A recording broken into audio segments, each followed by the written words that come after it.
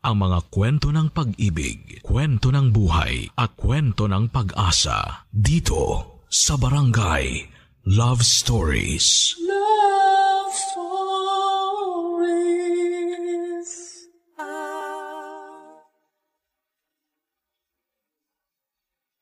Ang ulan ay kailangan ng mundo. Subalit, mapaminsala kapag nagiging bagyo ito. Ano pa man ang maging lakas ng ulan ay tinatanggap na lang natin. Sapagkat ito ay mula sa kalikasan. Ikaw, kabarangay, anong maganda at masamang karanasan mo sa ulan? Dear Papa Dudut, kumusta po? Sana ay nasa mabuting kalagayan kayo at ang mga tagapakinig ninyo. Gusto ko lamang pong ibahagi ang aking kwento 30 taon nang nakakaraan.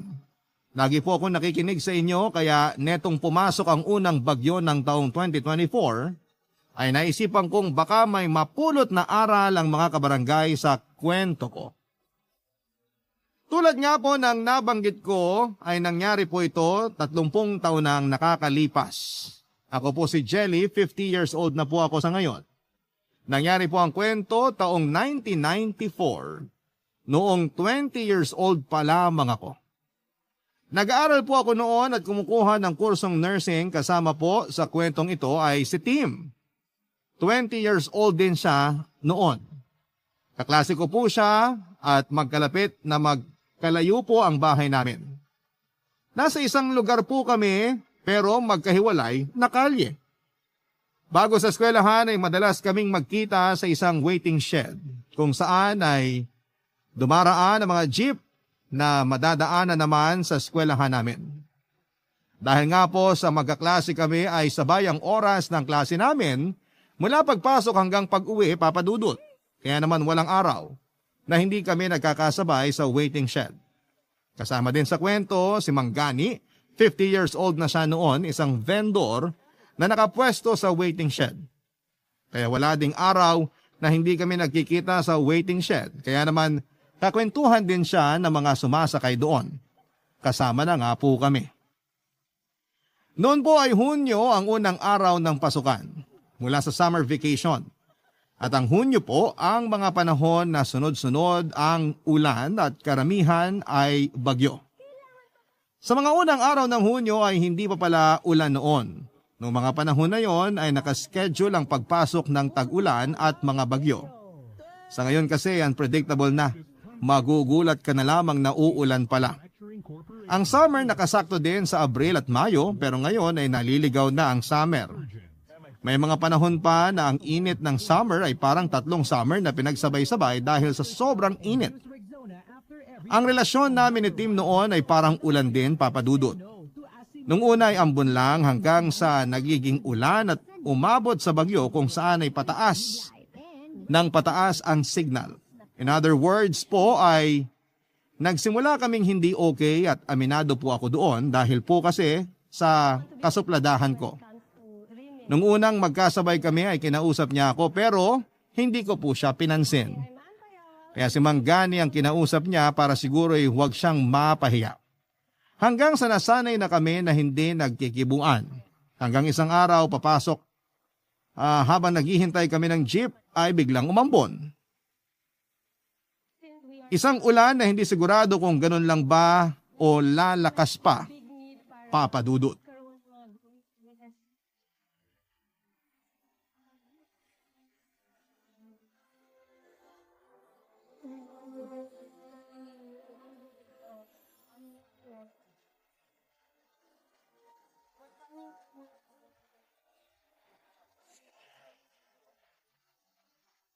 Good morning, Manggani. Oh, Tim. Papasok na? Manggani naman. Parang hindi nyo alam ang schedule ko ah. Oh, ayan na palang girlfriend mo. Parating na. Shh! Manggani, huwag kayong magbiro ng ganyan. Pag narinig kayo niyan, isipin niya ako nagsabi. Buong araw na naman akong susungitan mula dito hanggang sa eskwelahan. At hanggang makauwi. Ano po yun, Manggani? Wala. Manggani ba ang pangalan mo? Ako si Manggani. Pasensya na po. May mga pakailamero kasi sa gilid eh. Ha? Nasaan? Teka, 3 lang tayo dito ah. Ako ba yon? Hindi kayo. Ikaw? Huwag mong sirain ang araw ko, ah. Nako, yung araw mo'y hindi magtatagal. Po? Kasi ayan nagdidilim. Siguradong uulan. Hindi naman siguro. Ayos lang yan. Ligtas naman kayong mabasa dito sa waiting shed eh. Kaso paano mamaya pag umulan? Naiwan ko pa naman yung payong ko. Kasi naman nung lumabas ako maganda pa yung araw. Siguro nasira lang talaga kasi may mga taong mapanira ng araw. Don't worry, may payong ako. Anong pakialam ko sa payong mo? Pag umulan, pwede kang makisukob. Over my dead body. Grabe ka naman. Oh, nagtatalo ba kayo? Mabuti pa ito. Mag-chewing gum muna kayo, pampalamig ng ulo. Salamat po. Kakakain ko lang. Kumakain ka ng chewing gum? Sira ulo? Ang sinasabi ko, kakakain ko lang kaya ayoko munguya ng chewing gum. Chewing nga eh. Akala ko kasi kumakain ka ng chewing gum. Sabi kasi ng lola ko dati, pag kumain ka raw ng chewing gum, magbubulbul ang bituka. Eh di kumain ka nung kumain para mapatunayan mong tama ang lola mo. Okay lang, wala na naman si lola eh. Ha? Kailan pa? Nung isang araw lang po. Bakit hindi ko nabalitaan yan? Opo. Wala kasi kayo dito nung hinatid namin siya sa stasyon ng bus. Hinatid? Opo, pero okay lang din po. 3 buwan lang naman siya dun sa Ilocos eh. Umalis lang. Akala ko. Kasi naman, tanga yung nagkukwento. Kaya iisipin nyo talaga yan. Ikaw ba, Jelly? Anong iniisip mo? Ewan ko sa'yo. Nako, ayan. Padilim na at umaambo na. Ang tagal naman ng jeep. Darating din yun. Kausap kita. Madalang kasi ang bumabiyahe ngayon. Kasi naman, nag-uulan. Yung kaling pinanggagalingan ng mga jeep, madalas binabaha. Maihinga lang yata ang aso, nagbabaha na dun eh. Mula kanina wala pa pong dumadaan na jeep. Meron, 2. Yung huli dumaan bago dumating si Tim. May bit-bit kasing kamalasan. Ha? Wala. Payong at bag lang ang bitbit ko. Alam mo, trying hard ka magpatawa. Natawa nga si Manggani oh. Di ba Manggani nakakatawa yun? Oo nga naman. Tawang-tawa nga ako eh. Kinukulam kayo niyan para tumawa kayo. Nako, mag-aaway na naman kayo. Alam nyo, mabuti pa. Maglakad na kayo habang wala pang ulan. Kasi kung hihintayin nyo ang jeep, baka malate na kayo. Tsaka baka abutan kayo rito. Mas mahihirapan kayong maglakad. Mabuti pa nga po. Sige Manggani. Jelly, intay. Sabay na ako. Uy, bakit ka ba nagmamadali? Tanga, babagsak na yung ulan. Anong babagsak? Ayan, umaambo na. Halika na dito. Sumukob ka na sa payong ko. No way! Jelly, saan ka pupunta?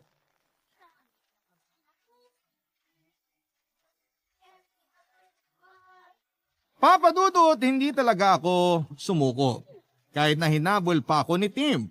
Kaso wala akong masilungan kaya tumakbo na lamang ako ng tumakbo hanggang makarating sa eskwelahan. Mabutit hindi ako nadulas. Yun nga lang po basang-basa ako. Pagpasok ko sa klase ayon, lahat sila ang biro ay isa daw akong basang sisiw. Nang makita ko ng teacher namin ay tinanong kung anong nangyari sa akin. Kinuwento ko na napatakbo ko dahil naabutan ng ulan at nakalimutan kong magdala ng payong. Sabi niya magpalit daw ako ng damit kaso wala din po akong dalang damit noon, Papa Dudut. Kaya nagtanong ang teacher ko sa mga kaklase ko kung sino may dalang ekstrang damit at ipahiram na muna sa akin. Wala pong sumagot, 2 lang po. Wala silang dala o madamot sila. May nagpabida po. Sino pa ba kundi si Tim? May dala siyang extrang t-shirt at inutusan siya ng teacher namin na ibigay sa akin ng t-shirt na yon. Pagkabot ni Tim ay may sinabi pa ito na mabango daw ang t-shirt niya kaya mas lalo akong nabwisit sa kanya. Kasi wala po kong magagawa kundi ang suotin ng damit dahil sinabi ng teacher namin yon. Habang tumatagal ay lalo akong nabubwisit kay Tim kaya check ako ng check sa damit ko kung tuyo na para makapagpalit na ako. Nang mahawakan at maramdaman ko na tuyo na ay nagpaalam akong magpapalit na. Pumayag naman ang teacher at nung bumalik ako ay isosoli ko na sana ang t-shirt nang sabihin ng teacher sa akin na labhan ko naman daw muna bago isoli. Nakakaya naman daw para kay Tim. Ayun, nagtawanan na naman ang buong klase, Papa Dudut. Si Tim naman ay nagpasikat at sinabi pa na ayos lang kahit na hindi na siya or hindi ko nagawin ang maglaba. Kaya mas nagtawanan ng mga tao. Gigil na kung hindi nagsalita at hindi ibinigay ang t-shirt para labhan ko na muna bago isoli sa kanya. Papa Dudut.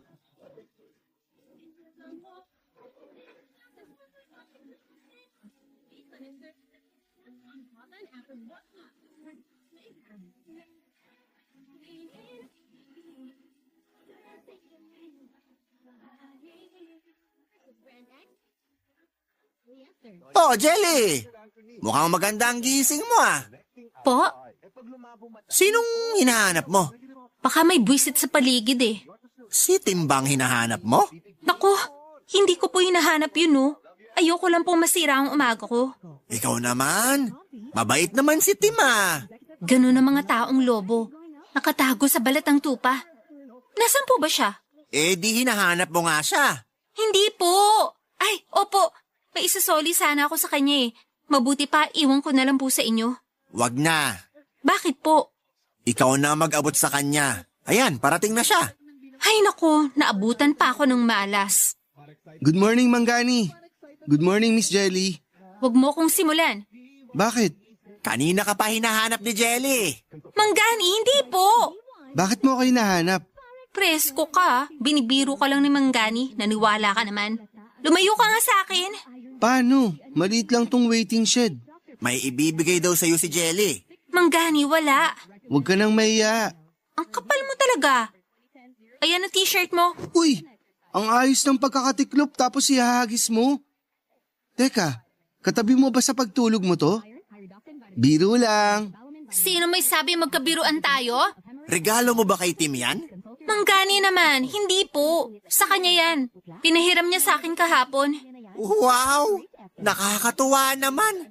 Ang sweet niyo naman sa isa't isa. Yuck! Hoy, Judas! Lumayo ka nga sa tabi ko. Doon ka sa labas itong waiting shed. Huwag kang papasok dito hanggat hindi ako nakakasakay ah. Huwag ka ring sasabay sa jeep na sasakyan ko. Hindi na ako magji-jeep. Kasi ayan, padilim na naman. Maglalakad na ako kaysa maabutan na naman ng malakas na ulan. Mabuti pa nga. Makaalis na nga din. Sige, Manggani. Jelly, sandali! Sige, Manggani. Mag-ingat kayo ha.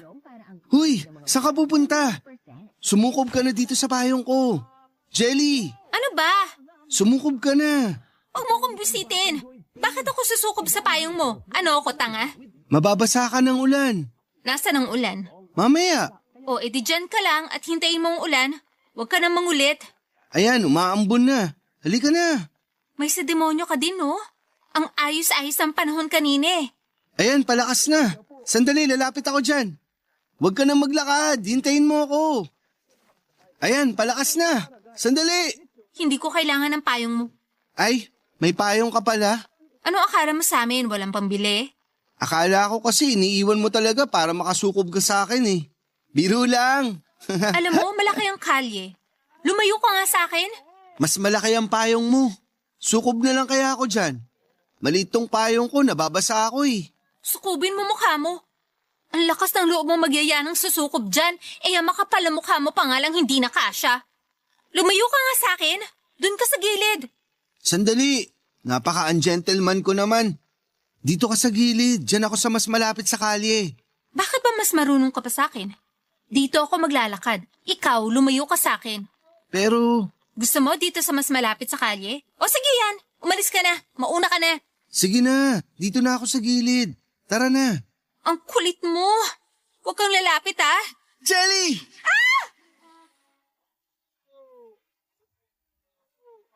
Papa Dudut, dahil sa kagustuhan kong makalayo kay Tim ay sa gilid ng bangketa ako naglakad. Hindi ko naman akalain na mangyayari ang isang insidente. Papa Dudut, may dumaan na malaking truck. Sakto na pagtapat niya sa akin ay may lubak. At ang lubak ay may naipong tubig marahil ay galing sa ulan noong gabi. Ayun, tumalsik sa akin ng napakaraming tubig kalye na kulay tsokolate dahil po sa putik.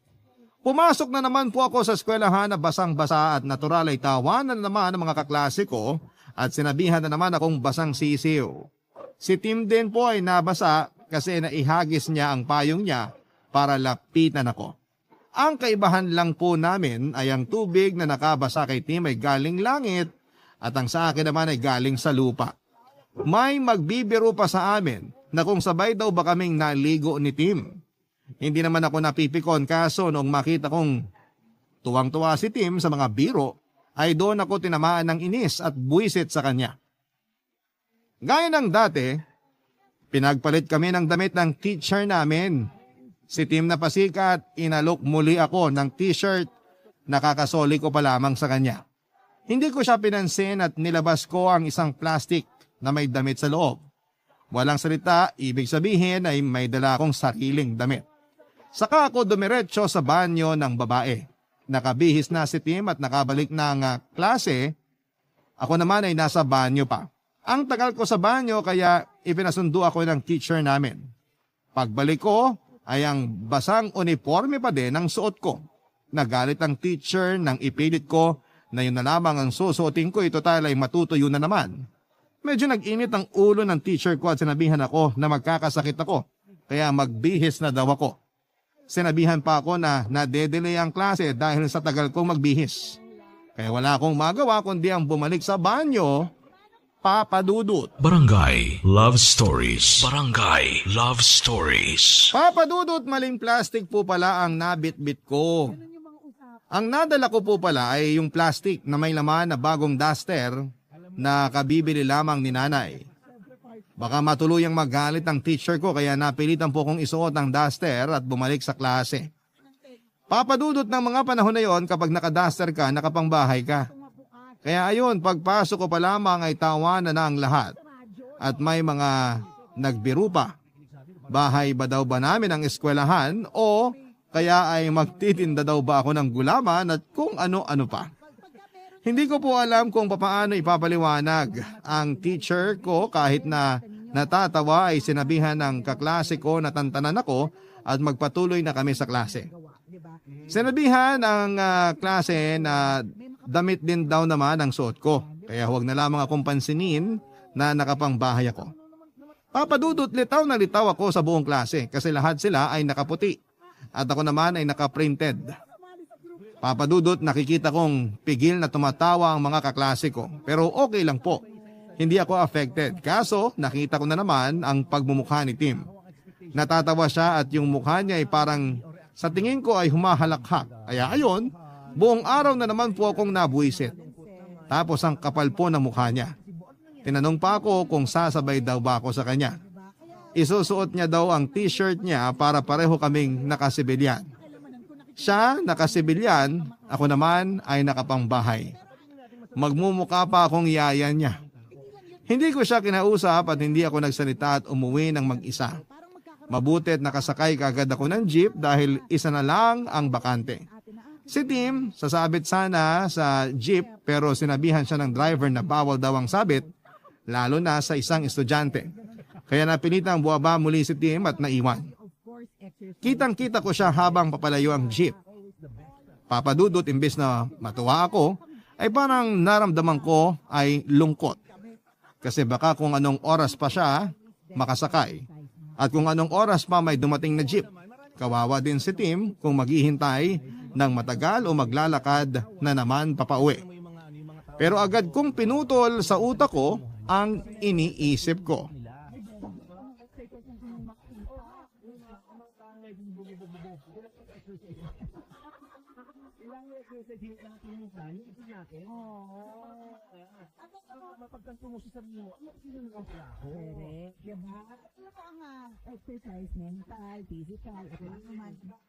Good morning, Manggani. May bago ba sa'yo? Bago? Sa itsura ko po? Wala po. Hindi sa itsura mo. Saan po? Ewan, pero parang may bago sa'yo eh. Ito pong damit ko? Ay tama, yung damit mo. Hindi po to bago. Luma na po ito. Hindi, may bago sa damit mo. Ano po? Baliktad ang pagkakasuot mo. Nagmamadali po kasi ako eh. Sandali po, babaliktarin ko. Akala ko naligaw ka papunta dito kaya binaligtad mo ang damit mo eh.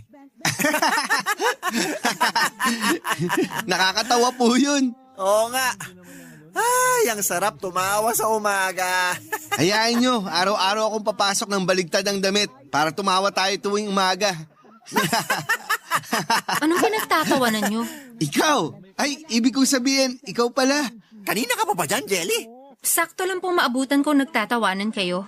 Ito kasing si Tim eh. Bakit po? Anong kwento niya sa inyo? Ay, wala. Oo. Manggani, huwag kayong magpatakot sa hambog na to. Alam ko may sinasabi na naman yan tungkol sa akin. Wala. Oo nga naman, Jelly. Natatawa lang kami. Kasi po, kwento niya na nabasa ako ng talsik ng tubig sa kalye nung may dumaan na malaking truck. Tapos sa eskwelahan, mali yung nabitbit kong damit kaya nakadaster ako hanggang makauwi. Totoo ba yan? Opo, yun po ang kwento niya ano. Jelly. Tumahimik ka. Huwag kang titingin kay Manggani. Huwag mo siyang takutin. Ay, hindi naman ako tinatakot ni Tim. Ang pinagtatawanan namin ay yung damit niya. Manggani naman.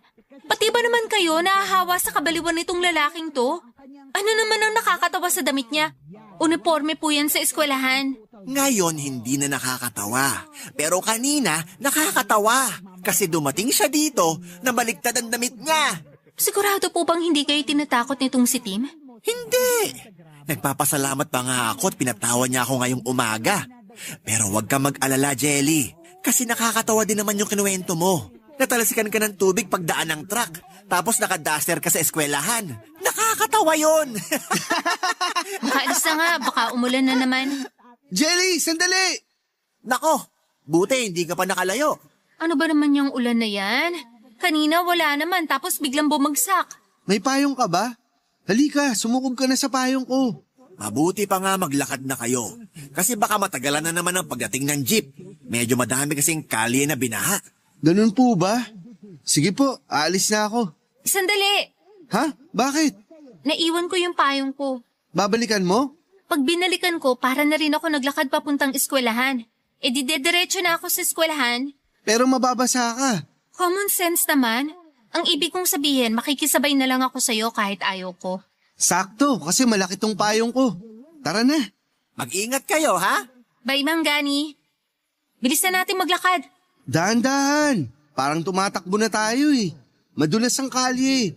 Kita mo, ang layo na agad natin kay Manggani. Ang dami mong angal. Bilisan na natin kasi palakas na ng palakas ang ulan. Papa Dudut, may dala talagang malas itong si Tim. Malaki nga ang payong niya.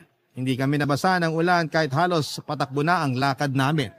Kaso po ay bigla namang humangin ang pagkalakas-lakas. Hinangin yung payong ni Tim. Nilipad yung pinakatela noong payong at ang natirang hawak niya ay yung buong skeleton ng payong na lamang. Kaya ayon, sa lakas ng ulan ay wala kaming matakbuhan para silungan. Kaya para kaming nagmamarathon papunta ng eskwelahan. Ayon, basang-basa na naman kami. Siyempre, inasar na naman kami ng mga alaskador naming mga kaklase. Hindi na kami naghintay na utusan ng teacher namin na magpalit. Pumunta na kaagad kami sa mga banyo at doon na nga nagpalit. Bago pa ako makalabas ay may mga pangaasar pa na kung anong kulay daw ba ng duster ko sa araw na yon. Hindi ko sila pinansin kasi maginaw kaya nagmamadali ako nagpunta sa banyo para magpalit na. Naunang nakabalik si Tim sa klase tapos ang buong klase ay nakatingin sa pinto. Hinihintay nila ang pagbabalik ko dahil gusto nilang makita kung ano ang suot ko. Pero napatahimik na lamang ang buong klase pagpasok ko. Tahimik lahat maliban sa teacher ko na nagalit. Bakit daw nagpapasaway na naman ako at ayaw ko pang magpalit? Pero nakapagpalit na po ako kasi ang binaon ko po ay ang isa ko pang uniforme. Kaya uniforme ba din ang suot ko? Tahimik ang teacher ko pati na ang mga kaklase ko. Nakita ko si Tim na natatawa. Papadudot dahil nga sa inis ko sa kanya ay na-misinterpret ko ang tawa niya. Hindi pala ako ang pinagtatawanan niya kundi ang buong klase na napahiya dahil naka-uniforme muli ako. Pero syempre hindi ko pa po alam noon kaya dagdag inis ko na naman kay Tim ng araw na yon.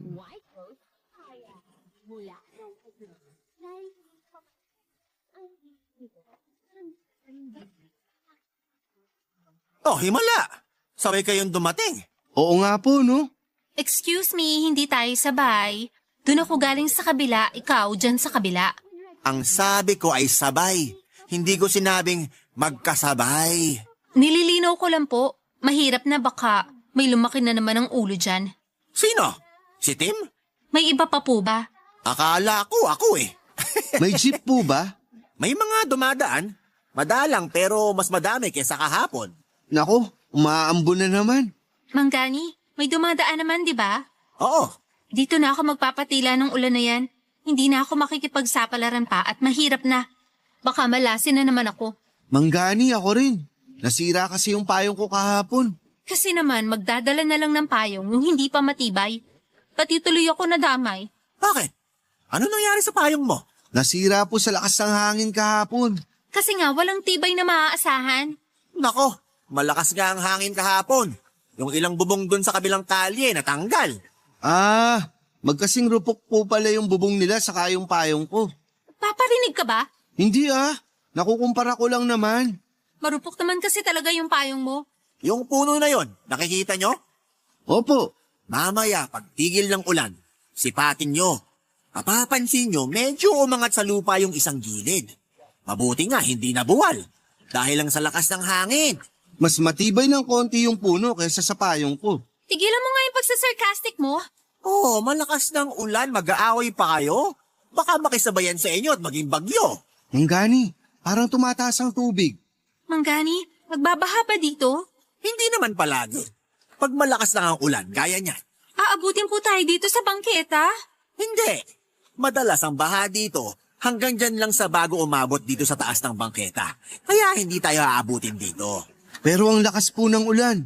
Kaya dapat ipagdasal natin na tumigil na ang ulan. Po, ibig sabihin pwede nga tayong abutin dito. O ayan, pahupa na ang ulan. Kaya hindi natataas yan. Ay, bakit ganun? Biglang umaraw? Ikaw pa ang nagtanong? Hindi ba ikaw ang maligno? Dapat alam mo yan. Oh, baka lumakas na naman ang ulan. Kumalma kayo. Ganyan talaga. Minsan nga umuulan dito pero 3 hakbang mula dito maaraw eh. Nakakatakot naman. Natural lang yun. Ganyan kahiwaga ang kalikasan. Parang hindi na uulan. Kasi sikat na ang araw eh. Mabilis po bang mawawala yung baha? Yun lang. Medyo matagal. Pinakamatagal na yung mga 30 minuto. Ay, ang tagal. Malilate na ako sa klase. Wala tayong magagawa. Oh, Tim. Ano yan? Bakit ka naguhubad ng sapatos? Ayoko pong malate. Lulusong na lang ako sa baha. Oo nga. Mag-ingat ka lang at baka may mga matatala sa kalye. Kapain mo na muna bago ka humakbang. Opo, Oh, Jelly, ikaw. Hihintayin ko na lang pong bumaba. Ayoko pong lumusong. Mabuti pa, Tim. Pasanin mo na lang si Jelly. Tutal, lulusong ka na din naman. Para hindi mabasa si Jelly. Ay, ayoko po. Kasi sa tingin ko sa baha, parang 2 oras pa bago huhupa. Baka hindi ka na makapasok sa eskwelahan. Kaya kung ako sa'yo, pumasan ka na. Kaya ka naman ni Tim. sasabay ka ba? Oo na nga. Mag-ingat kayo. Ayos ka lang? Maglakad ka na nga lang. Dami mo pang tanong eh. Huwag mo kong ihulog ah. Siyempre hindi. Akong bahala sa'yo. Uy! Papa Dudut, isang kamalasan na naman ang naranasan ko sa kamay ni Tim. May malaki palang hukay sa dinaanan namin. Dala nga po sa baha ay hindi ito nakikita. Kaya paghakbang ni Tim ay nahulog kami sa hukay na yon. Kaya ang ending ay pareho kaming basang-basa. Siyempre pagpasok sa klase ayon, ay na naman ang mga alaskador naming mga kaklase. Natatawa na naman sa amin pero mas lalo silang naghagalpaka ng tawa. Noong malaman nilang nahulog kami sa butas kaya nalubog sa baha. Kung paano nila nalaman ay ikinuwento ni Tim kaya doble-doble ang galit ko sa kanya. Sobrang galit ko ay kung ano-ano pang mga nasabi ko kay Tim, Papa Dudut. At sa unang pagkakataon ay naramdaman kong sumama ang loob ni Tim. Medyo nagalit siya sa pagkakasabi niyang hindi naman niya sinasadya. Maski naman siya ay nahulog din sa butas. Pero noong malaman niya kung bakit ako galit na galit, ay nanahimik siya. Pero alam ko na natatawa siya. Pinipigil niya lang. Nakainom po kasi ako ng tubig baha. Gaya ng dati, pinagpalit muli kami ng damit ng teacher namin. Papadudot dahil sa tag-ulan ay nasanay na talaga ang mga estudyante na i-plastic ang mga gamit at iselyo saka ilalagay sa bag. Para kung mabasa man ng ulan ang bagay hindi mababasa ang mga gamit, naka-plastic po ang mga gamit sa eskwela pero ang mga damit namin na baon ay hindi. Lalo na po ako. Hindi ko na po pinaplastic para alam ko na tamang damit ang bit-bit ko at hindi sa nanay ko. Kaya dahil nga sa hindi naka-plastic at basang-basa din po ang mga damit na baon namin dahil sa pagkakalubog sa baha ng araw na yon. Papa Dudut. Barangay Love Stories. Barangay Love Stories. Papa Dudut, dahil nga po sa basa pati ang mga baon naming damit ay wala kaming maisuot. Hindi na nagtanong ang teacher namin kung may mapapahiram ba sa mga kaklase namin ang dala nila. Ang ginawa na lamang ng teacher namin ay kinuha ang mga nakatagong lab gown na malilinis naman dahil pinapalabhan naman yon kapag ginagamit. At yon ang ipinasuot sa amin hanggang sa matuyo ang mga damit namin na basang-basa pa. Wala kaming choice kundi ang suotin ng mga lab gown, Papa Dudut. Siyempre, ayun naman ang mga kaklase namin at buong araw na Doc ang tawag sa amin. Habang ako ay naiinis sa biro, si Tim naman ay natatawa. Kaya habang natatawa siya ay mas naiinis naman ako. Nang matapos ang klase ay saka ko nilabas ang galit ko kay Tim. Nasabihan ko siya na puro kamalasan ang ibinibigay sa akin sa tuwing makakasama ko siya. Sinabihan ko siya na huwag nang sasabay sa akin kahit na kailan. Kapag nakikita niya ako na nasa waiting shed na ay huwag siyang pupunta hanggang hindi ako nakakasakay o nakakaalis. Ganon din ako. Pag nauna siya at nakita kong andun siya ay hihintayin ko muna siyang makaalis bago ako pumunta ng waiting shed. Masunurin ata si Tim, Papa Dudut, kasi kinabukasan ay hindi ko siya nakita. Kahit sumulyap-sulyap ako sa kalye ay kung nandun nga ba siya at naghihintay lamang na makaalis ako ay hindi ko siya nakita. May dumaan na jeep pero hindi ako sumakay. Kakahanap kung nandun na nga ba siya. Hanggang sa mapansin ako ni Mang Gani, Papa Dudut.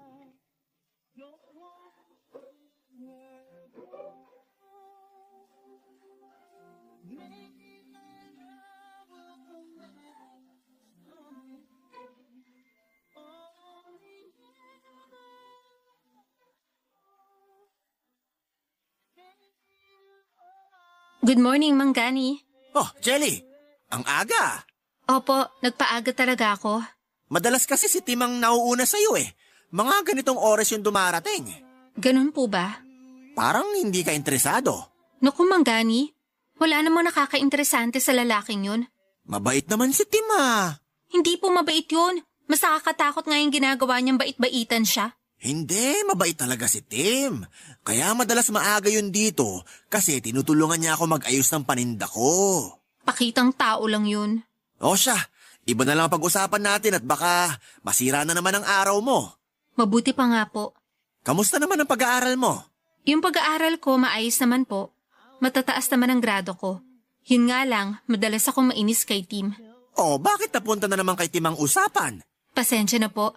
Hindi ko lang mapigilan ng inis ko sa kanya. Kapag nagkakasama kami, palagi na lang may kamalasan nangyayari sa akin. Ewan nga kung sinasadya niya.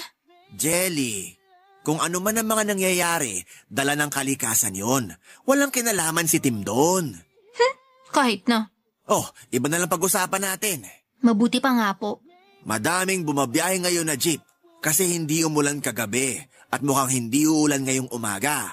Sana nga po. Para makapasok naman ako sa eskwelahan ng hindi basa. Kamalasan kasi si Tim kaya lagi ako nababasa eh. Oh, si Tim na naman? Sorry po, naalala ko lang. Naisip ko tuloy, bakit kaya wala pa yung batang yon? Baka nandyan lang yan. Oh, kung nandyan lang siya, bakit hindi pa siya nagpupunta dito? Pinagsabihan ko po kasi siya na kapag nauna ako ay wag muna siyang lalapit hanggat hindi ako nakakasakay. Ganon din ako pag nauna siya. Ganon ba? Oh, ayan na ang jeep. Oh, bakit hindi ka sumakay? Puno na po eh. Ha? Nakita ko maluwag pa sa loob ah. Mukha po kasi mainit sa loob. Pare-pareho lang naman ang disenyo ng jeep. Kung mainit ang tingin mo doon, edi mainit sa lahat ng jeep. Ibig ko pong sabihin, wala kasing sounds. Sounds? Tugtog po. Ah, music! Opo. Dati ka bang giraffe? Po? Bakit po? Nagkakanda haba yung leg mo eh. Sino bang hinahanap mo? Wala po. Si Tim ba? Hindi po Sa akin ka pa talaga maglilihim? Aminin mo na. Si Tim ano? Opo. Kasi baka biglang dumating nandito pa ako. Bakit kasi hindi ka pa sumakay dun sa jeep kanina? Para nakalabas na din siya kung saan man siya nagtatago. Yung susunod po. Hayaan mo na. Huwag mo nang hanapin at magkikita din kayo sa eskwelahan. Pero malilate na siya. Kasi nga nandito ka pa. Oo nga po. Sasakay na po ako sa darating na jeep. Sige, maghintay ka lang dyan. Jeep po ang hinihintay ko hindi si Tim. Wala naman akong sinabi Nililinaw ko lang po. Malinaw. Hindi po kaya nauna na siyang pumasok? Imposible. Dito naman unang nagpupunta yun bago pumasok. Bukod sa dito ang antayan ng jeep, nakasanayan na nun makipagkwentuhan muna bago pumasok. Ganun po ba? Oh, ayan ang jeep. Po? Sige po, sasakay na ako. Oh, sakay na't baka umalis na naman yan. Opo. Mag-ingat ka ha. Sasabihin ko na lang kay Tim na hinanap mo siya. Papadudot ng sabihin ni Mang Gani yon ay hindi na ako nakasagot pa dahil umandar na ang jeep. Pero sa isang banda ay ewan ko na bakit parang gusto ko talaga siyang hayaan na sabihin kay Tim na hinahanap ko siya. Nag-guilty po ako sa mga masamang nasabi ko sa kanya at yung pagpipigil ko sa kanya na huwag pupunta ng shed pag nandun pa ako. Nakarating ako ng klase pero wala doon si Tim. Ibig sabihin ay hindi pa pumapasok. Malamang ay nasa waiting shed ng oras na yon at naghihintay ng jeep at kausap si Mang Gani. Baka nasabi na ni Mang Gani na hinahanap ko siya. Ang tagal na wala pa din siya papadudot. Naisip ko na baka nahirapang makasakay ng jeep pero madami namang bumabiyahe nun. Sumilip ako sa labas, baka umuulan na naman at na-stranded na naman siya sa shed o naglakad pero maaraw naman. Nagsimula ang klase, wala pa siya. Nag-roll call na markahan siyang absent.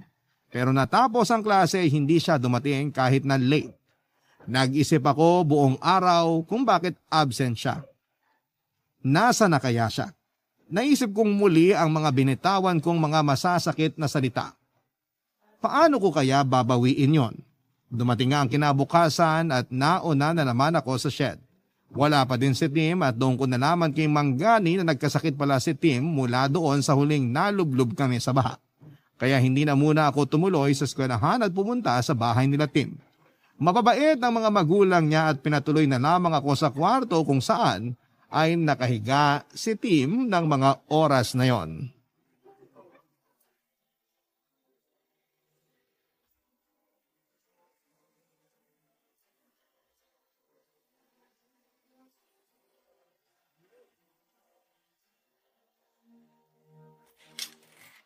Tim, Jelly, ano nangyari sa'yo? eto, tinamaan ng trangkaso. Baka mahawa ka. Hindi, malakas ang katawan ko. Bakit ka nandito? Nalaman ko kay Mang Gani na nagkasakit ka. Si Manggani talaga. Kahit ang layo nitong sa amin, nakarating pa rin sa kanya ang balita. Ganun talaga ang kaibigan. Teka, baka malate ka. Maaga pa? Oo nga. Bakit nga ba ang aga mo kay Manggani? Wala lang. Kumusta si Manggani? Ayos naman siya. Eto, may pinadala siyang biskwit. Kainin mo raw. Si Manggani talaga, nakakahiya. Wala akong dala ha. Ngayon ko lang kasi nalaman. Hindi na ako nakabili kahit prutas kasi nagpunta na agad ako dito. Walang anuman yun. Sapat na yung pagdalaw. Ang babait ng parents mo, no? Oo, sobra. Kaya nga ayaw ko nagkakasakit kasi, ayun, alalang-alala tuloy sila. Ako rin. Ano yun? Ha? Ang alin? May sinasabi ka? Wala Sabi ko magpagaling ka. Oo, baka bukas o makalawa, ayos na ako. Kasalanan mo to eh. Oh, bakit naman? Kasi nagmamagandang loob ka na sa akin. Tapos kung ano-ano pang sinasabi ko sa'yo. Nalubog ka na nga sa baha, sinisipa kita. Sorry ha. Sorry na sa lahat. Ano ba yan? Para namang mawawala na ako. Huwag ka nga magbiro ng ganyan. Sorry, Saan? lagi ka na lang napipikon sa akin. Sorry kung mali lagi ang biro ko ha. Hindi, ayos lang ang biro mo. Masyado lang akong sensitive kaya kahit wala naman, ang dami ko agad nasasabi. Sorry na rin sa lahat ng kamalasan. Naku, wag mong isipin yun. Malas nga ata ako. Kasi sa lahat ng araw na kasama mo ko, palaging may maling nangyayari sa'yo. Kaya malas nga ako sa'yo. Maiintindihan ko kung lalayo ka lagi sa akin. Promise, hindi ako magagalit. Wag mo na ngang isipin yan. Walang malas. Dala lang ng inis ko kaya ako nasabi yon. Hindi ka malas. Talaga ba? Oo, kaya wag mo nang isipin yon. Ang isipin mo ngayon ay ang gumaling agad.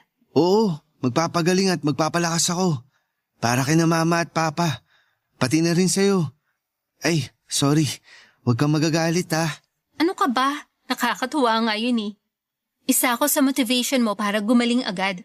Isama mo na rin si Manggani. Oo nga, si Manggani. Kawawa naman yun. Bakit? Kasi wala nang kakwentuhan habang nag-aayos ng paninda niya. Huwag kang mag-alala. Yung hindi mo nagawa kahapon, ako ang gumawa. Tinulungan ko siya at nakipagkwentuhan ako sa kanya. Napagkwentuhan niyo ba ako? Ha? Nasamid kasi ako kahapon ng umaga.